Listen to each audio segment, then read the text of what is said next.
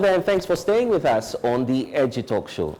In this episode, we're talking about gender equality and social inclusion.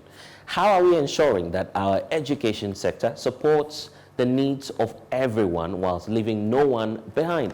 You'll find out more as I engage my guest, Dinah Adiko. She has over 20 years experience in matters relating to gender equality and social inclusion. You'll find out more, but that will be after this short break. Please stay with us.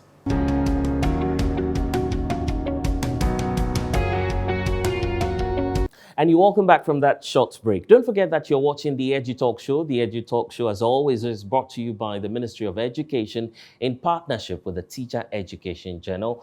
And this week, as I indicated earlier, we're talking about gender equality and social inclusion issues in the education sector. I'm sure that in your own small way, you've been having conversations around gender equality and social inclusion. But exactly what is this topic all about? We're about to delve into the issues and see why it is relevant to the education sector. And guess what? We're being joined by Dinah Adiko. Dinah Adiko has over 20 years of experience in matters relating to gender equality and social inclusion. So it tells you the kind of rich experience we're about to tap into. Dinah, welcome to the Edgy Talk Show. Thank you. Do you ever get fed up with people walking up to you to ask you, what's this whole gender equality business about? No, I don't. It's actually a joy to have these conversations, meaning that people are interested, meaning that people want to be informed, and probably meaning that we're getting allies towards fighting for or forging forward for equality. So I don't get tired. So ask as many questions as you want. Perception about you, the gender activist, the feeling that you're always fighting for the girls. Is that correct? It's a very popular opinion. I don't think it's correct entirely. That feeling may be coming from the fact that the most disadvantaged are female when it comes to, for example, the education setting. But indeed, gender equality fights for balance for both males and females where there are issues of imbalance or there are issues of inequality. So whoever is affected, be it male or female, is a point of interest. Well, would you say that there's this perfect description for gender equality? I'll simply put it as the absence of any form of discrimination on account of one's gender or one's sex. So if there's no discrimination related to the fact that you are male or female, then there's a likelihood that there is equality. But there's also the deliberateness about ensuring that people have opportunities, people have access to resources, and people's future is not defined by the fact that there are culturally defined issues about who a male or female should be, but they are given opportunities because they are human beings. So it's not a case that you're just fighting for one gender. No. It's not the case. It's not the case that we're fighting for one group of people who are either females or males. It's not the case that we're fighting that male and female are the same. The whole journey towards gender equality or call for gender equality is based on the fact that men and women are different and they're unique.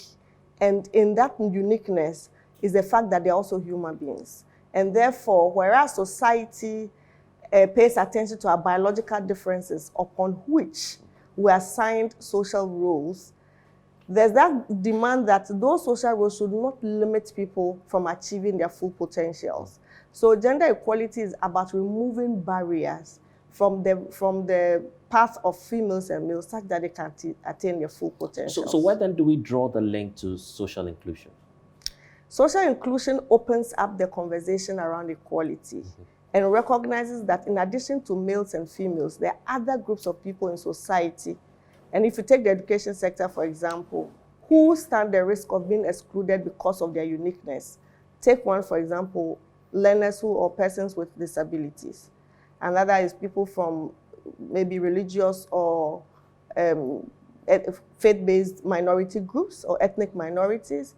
People from low socioeconomic backgrounds stand the risk of being excluded because they are not part of the norm or normal group of people. And so because they lie at the outliers, they may not be catered for in the process.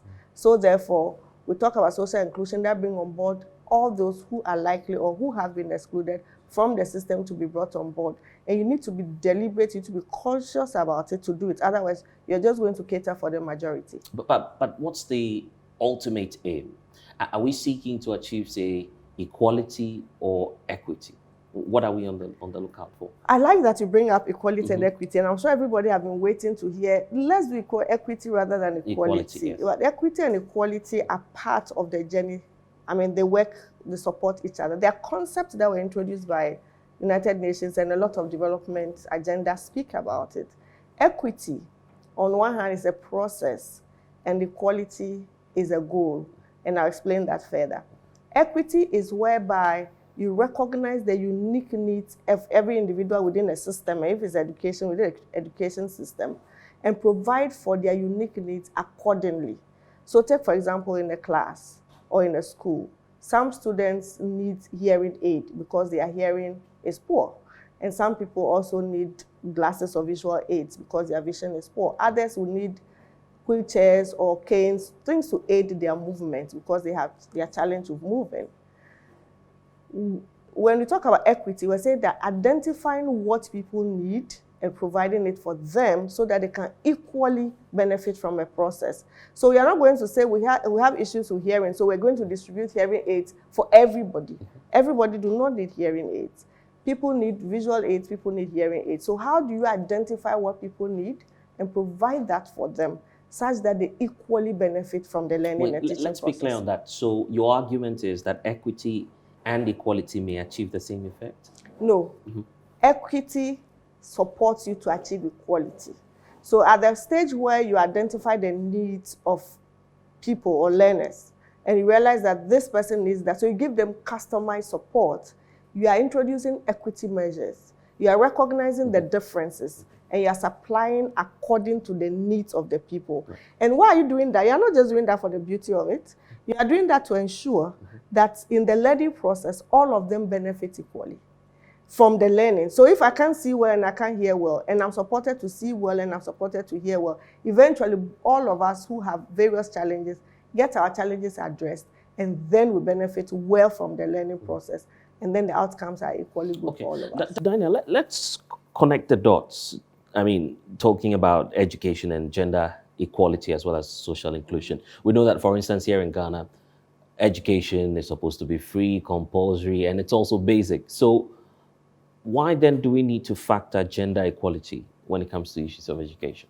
I like that you say it's supposed to be, you know? Yeah. So by saying it's supposed to be, I also alluding to the fact that it's not quite. But even if it were, we're saying free, we're saying compulsory, we're saying universal. And so everybody actually gets to go to school. Right. And so when they go to school, what happens? Is the system designed and receptive to the diverse groups that show up in the institution? Are resources there and probably knowledge and capacity there to ably support the needs of all learners? So that's where gender equality and social inclusion, which we call, people refer to as GESI, comes in and saying that, okay, once everybody is on board, we have the numbers, now we are attaining level of parity at the basic level. It's a good thing, but are we also paying attention to what these people need to benefit? Or we're only checking the box on enrollment and probably trying to sustain retention.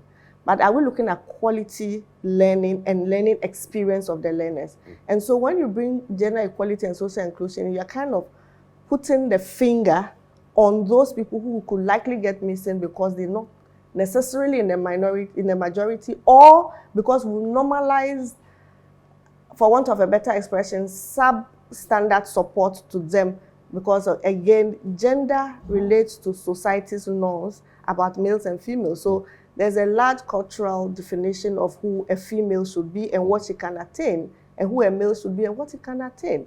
What are their roles and responsibilities in society? And so, for example, just to clarify, you know, now we're talking a lot about STEM, science, technology, engineering, and mathematics.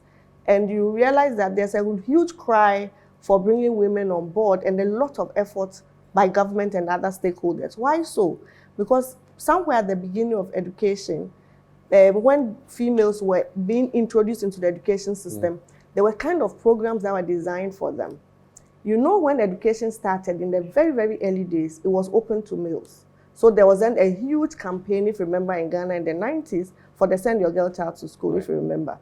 And so in that process, when women were, for example, going to training colleges, at the time it was called training colleges, programs, because they were not expected, or the education system were not open necessarily, or women were not quite encouraged by families to go to school. When they were being encouraged, the idea was, let's introduce programs that align with the kind of domestic roles women play. So you notice that women are going in and supported to do home economics, catering, and things that were believed to be more feminine. And so we get into the education system, we were told that lie. Centuries after, we are saying, wait, hold on, where are the women? They're doing very well academically, but they're not in the sciences. They are not doing a lot in the mathematics and all of that. So technology is missing a lot more women that they could have had. So then, work is being done now. The work that is being done now can be sustained with a GESI agenda, and those gaps could be corrected if there was clear, well-defined GESI agenda. And it does not apply only to females. Again, I talked about, for a long time, persons with disability couldn't go to school. And even now, we're still struggling with some level of disability and learning subjects like mathematics. Can the visually impaired study mathematics to an advanced level and all of that?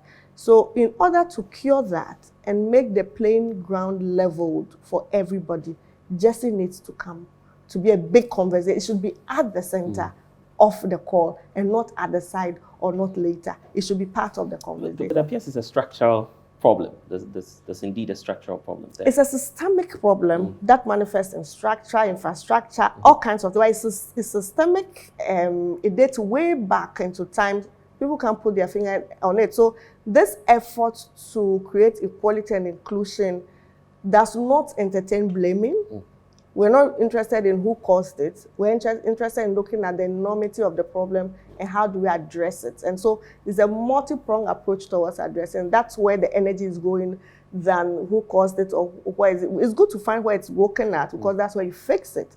But really, it's been with us. It ties to our culture, it ties to our religion, and it has roots in so many things that a lot of people even believe that gender inequality is actually a biological arrangement. But apart from being born with the male and female organs and the physiological arrangement that comes with it, 90% of what we do are socially arranged. They are not biological. Well, I'm getting a lot of questions that are coming on my mind right now, but we need to take this short break. Don't forget that you're watching the Edu Talk Show. When we return, we'll ask Dinah about the authorities as well, because the authorities need to help address the challenge. So we're talking about gender equality and social inclusion issues in the education sector.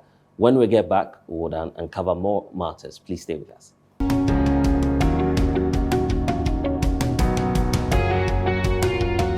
And thanks for staying with us. By now, I'm sure that you're getting informed and educated on matters relating to gender equality and social inclusion in the education sector. And it's made possible by the Edu Talk Show, brought to you by the Ministry of Education in partnership with the Teacher Education Journal.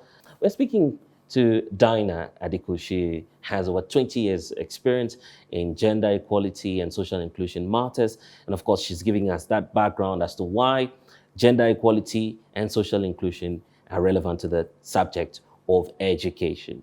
And now we're moving into another aspect, Dinah, to talk about the authorities. But even before we talk about the authorities, let's typify what we've been discussing so far.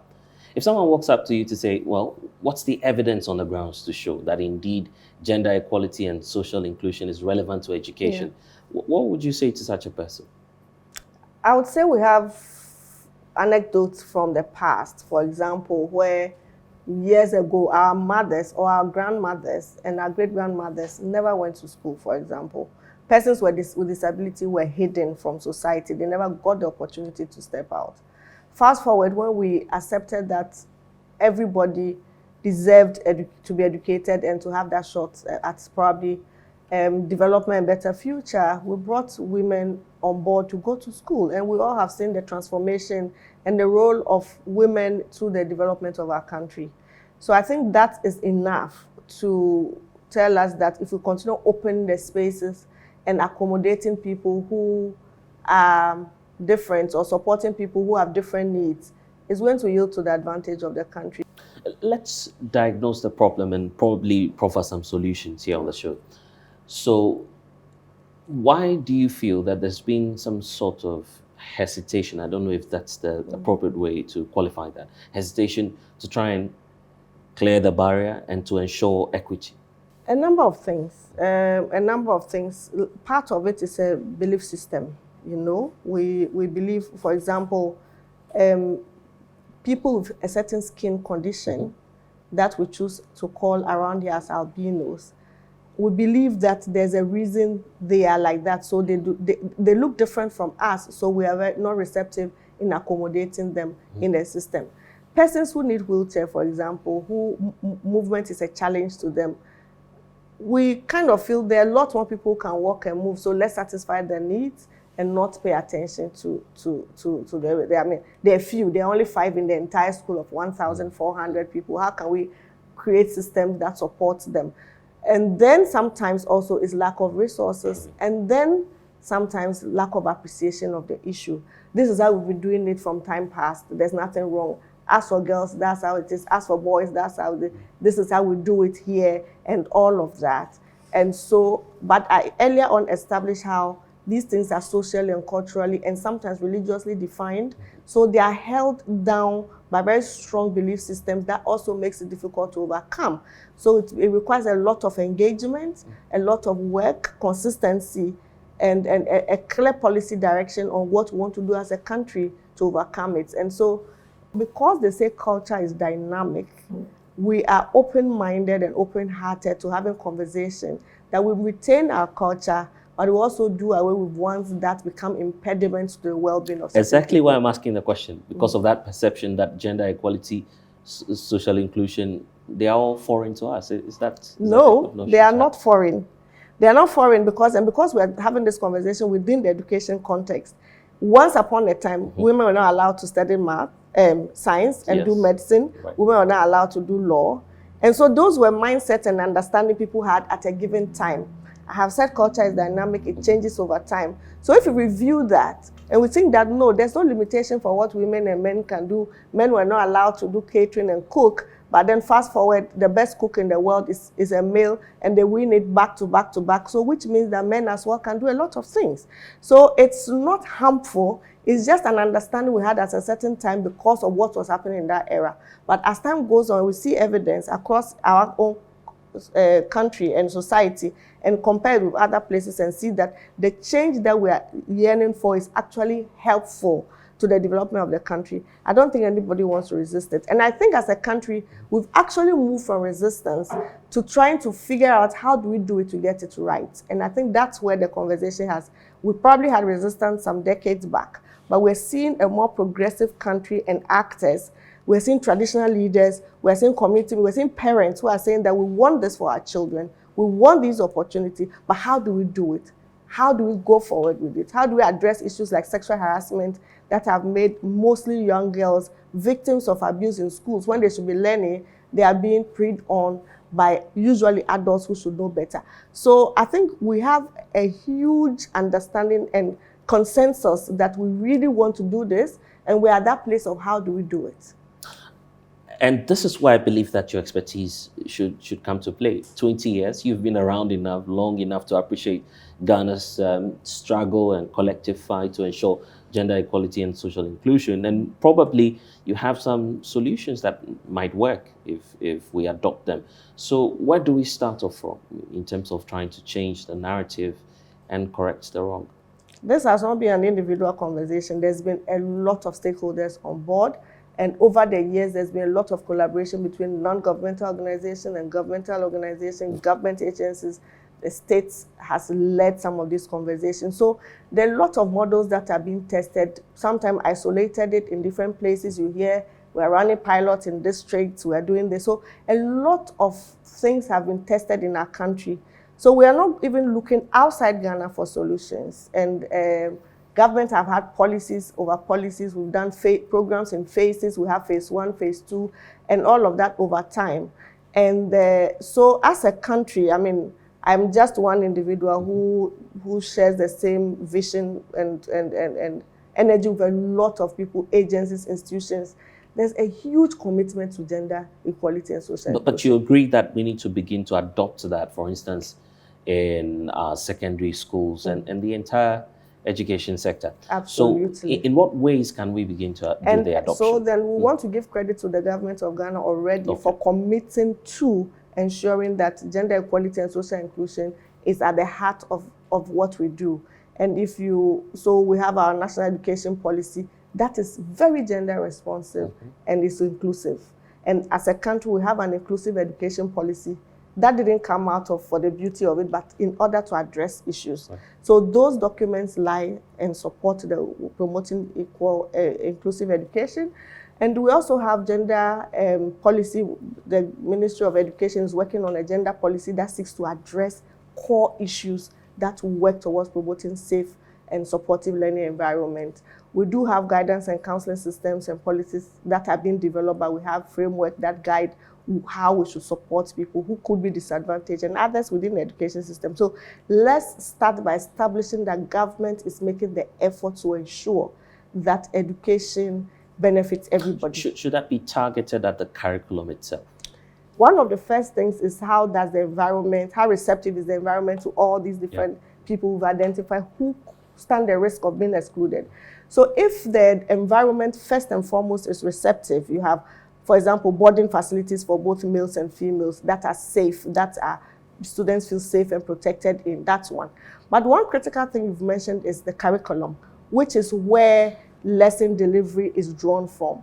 So when you look at that, and for example, currently, you know that a new curriculum driven by the ministry is being developed for senior high schools in the country. Right. There's a commitment by government to ensure that the curriculum is gender and GESI responsive or sensitive. And that didn't just happen because they thought it was a new beautiful thing. It was a commitment and admission on the part of the country that we can do better, and this is how we shall do it. So the curriculum brought on board people who have expertise in how to do this, and they did it. And we think whatever state the curriculum is in now is just responsive enough. But I know that the stakeholders are not, giving up on making sure that it's even more responsive. So that work is underway. Another thing that the country can do is in the delivery of the curriculum. Yeah. So there's a lot of work around gender responsive pedagogy that looks at, and GESI responsive pedagogy, so that looks at how do you deliver lessons in the classroom in such a way that it pays attention to the uniqueness of learners. Right. It's a very critical thing. If lesson delivery, for example, what kind of teaching and learning materials do you use in the class? If you're using materials that's showing that leadership is for males only, females are only play domestic roles, and those are the kind of conversation you have with your students, heaven knows that nothing is going to change. And Dinah, at that level, the school level, of course, the leadership, they also need to be conscious about issues relating to gender equality and social inclusion. You agree? I totally agree. And this will not succeed if leadership is not on board, because it has to be driven by leadership. GESI, in as much as it's the impact to be heavy through curriculum delivery, lesson delivery, teaching, and pedagogy.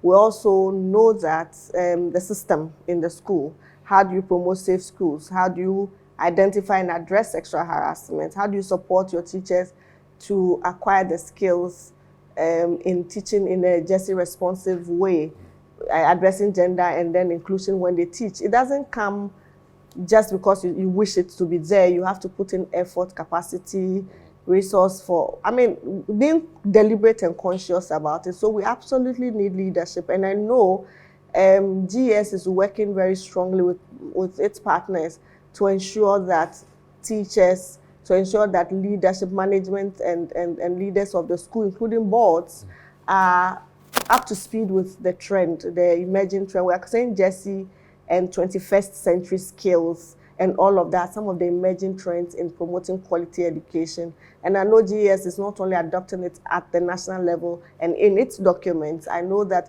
for example, as I stated, the curriculum is one of those who are heavily identifying and addressing issues of 21st century skills, GESI, gender equality and social inclusion, social and emotional learning and all of that, to make sure that when the learner is out of school, they've not only acquired technical skills in a subject, but their whole development is holistic in such a way that they do not only benefit from a system that was GESI responsive, they also acquire the skills of being GESI responsive, such that they can engage their environment, they can work with people in a way that promotes development and peace.